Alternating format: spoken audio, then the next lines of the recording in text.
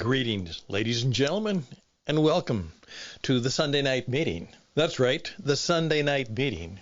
That's a meeting where I come together, sometimes with a couple friends on the phone or online, but most of the time it's just me.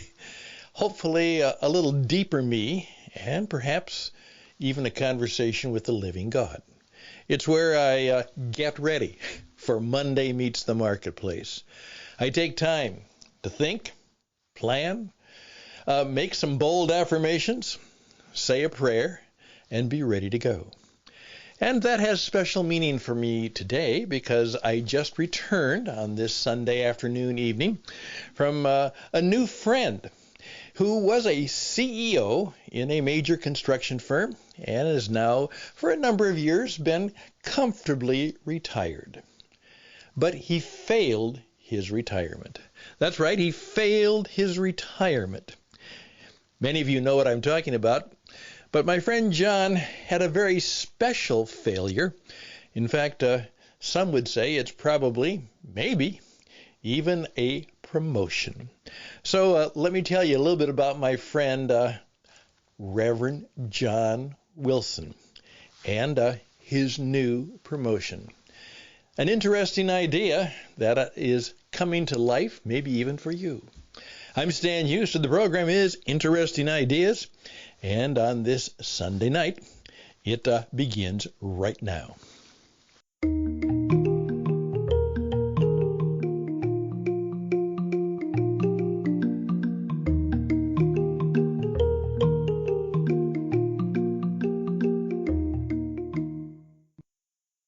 One of the things that I learned when I did a lot of work as a business performance coach is that many of the very successful executives, successful business leaders, had done a rather poor job of deciding what their next project in life would be.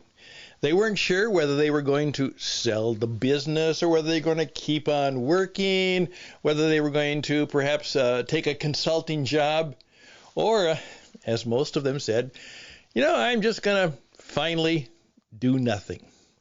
And many of them tried to do nothing. Or they were going to improve their golf game, something like that.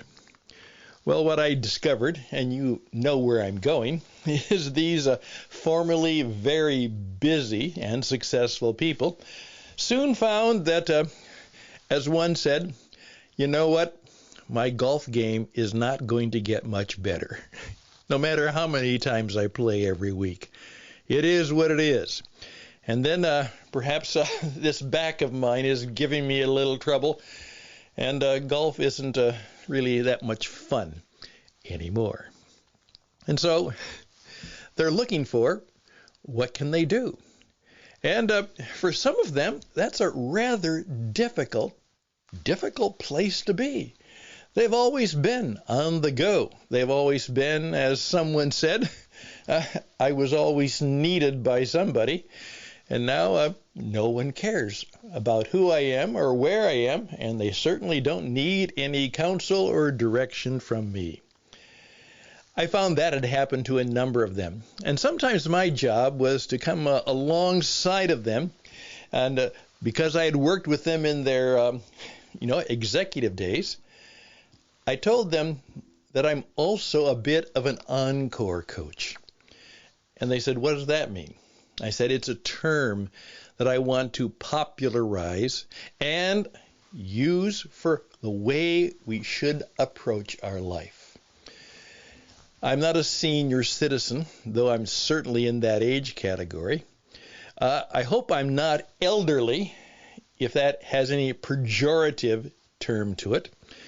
But truly, since I'm pretty much working, and it's not just pretty much, working full-time at this stage in my life, keeping very busy, not only serving people, but starting a nonprofit business and a couple other businesses, I'm very much in what I call my encore. Here's what happened. My friend John was ordained as a deacon priest in the Anglican Church today. That's right. He started over. And when I wrote a congratulation card, I just entitled it to the Reverend John Wilson. That's right. Dear Pastor Wilson. You see, what happened is that he found that, as many people do, that life, when it's not quite so busy, and perhaps after the children are raised and on their way, and that kind of responsibility is gone, and now you simply have the opportunity to hopefully enjoy the grandchildren, men and women tend to think a little more deeply about that proverbial question. What I call it is the Christmas crisis question. You see, Christmas is comfort and joy, but it's also a crisis time. As many of you know, that some of the festivities that are being planned, the family get-togethers, some of them will crash. It happens. Hopefully that not will be the case for you, but it does happen. And expectations are not met.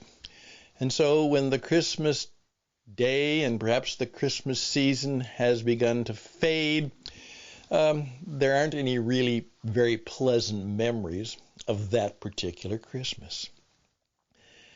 That happens.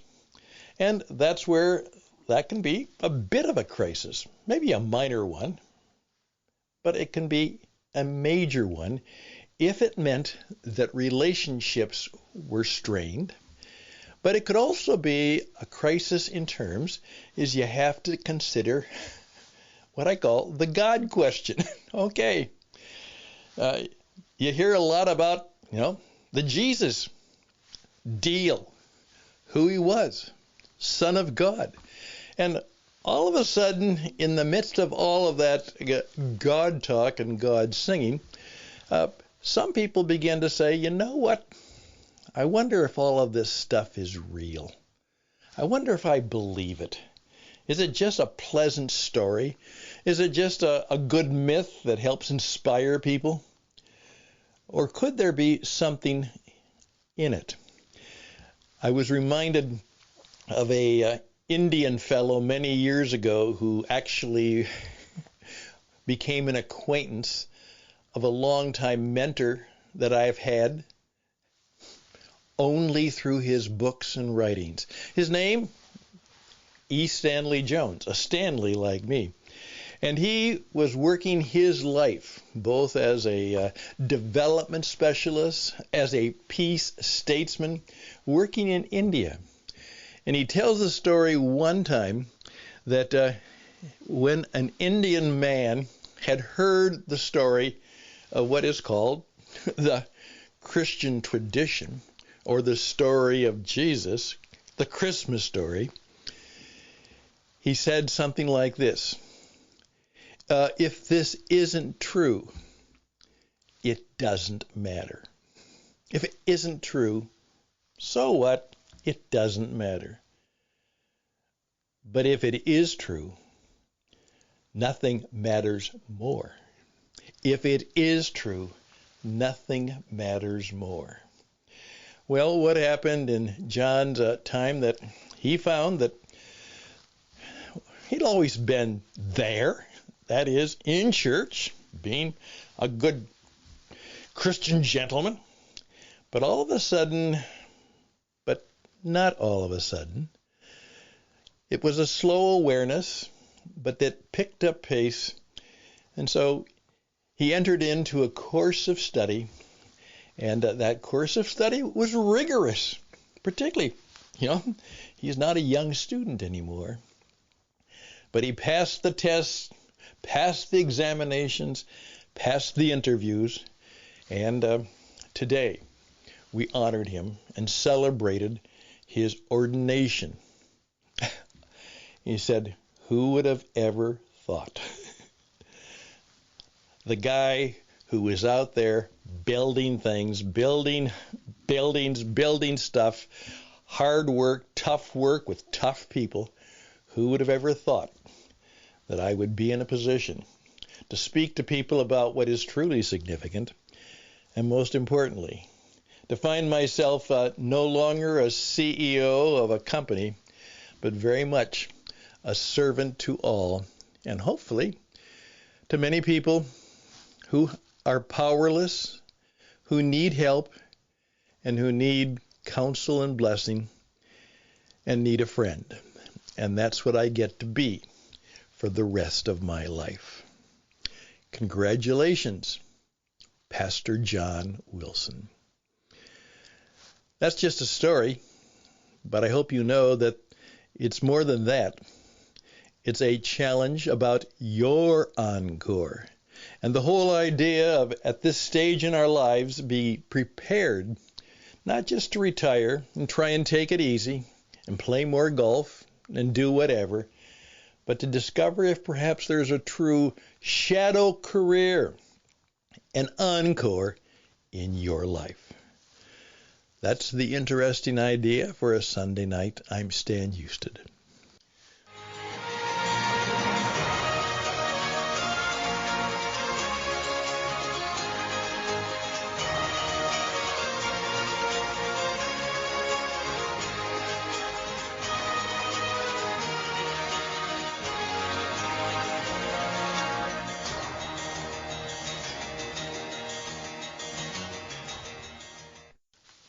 By the way, if you're fascinated a little bit by that idea, What It Takes Radio, that's what we're all about. We're in the business of helping people build an audience. And what I have discovered is that if you get involved in the radio, it could help diminish the rise of dementia in your life and mind and spirit.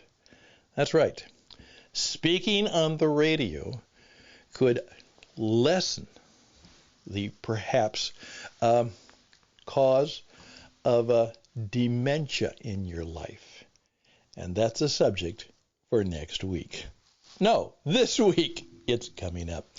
If any way I can help you or be close to you in some way, I'd love to have a conversation with you, and perhaps you'd like to know more about, we're going to actually have a program simply called It's Encore Time. It's your turn in your town, and you're on for an encore. StanHusted@gmail.com, StanHusted@gmail.com. All the best and blessings to you, and Merry Christmas. Comfort, joy, and maybe a touch of crisis. Bye for now.